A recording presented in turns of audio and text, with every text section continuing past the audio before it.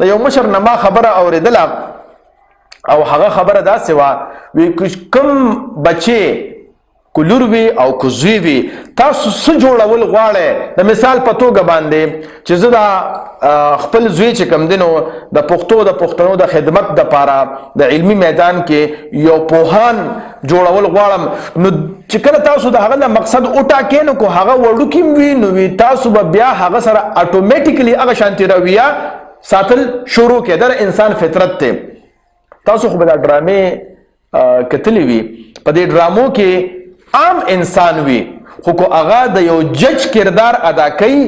نو هر سړی ورته بیا د جج په نظر باندې ګوري نو هغه خو اصل کې ډرامه وي خو هغه ډرامه کې چونکې هغه جج وي نو بیا د هغه رویه هم د جج په شانتي وي او چې څوک ورسره مطلب دا دی چې هغه سره تماس نیسي او خبره کوي نو هغه هم ورته د جج په نظر ګوري نو دا ژوند هم یو ډرامه غوندې ده دا ژوند هم یو دغه شانتې موږ ته چې کوم خدای پاک راکړی دی نو دې کې مختلف کردارونه دي نو که هغه کردار ته وروستو شروع کې نو ولې نه چې مخکې شروع کړو د ماشوموالي نه شروع کړو نو که تاسو خپل زوی کومې شعبې ته هم لیږل غواړئ او د هغې شعبې د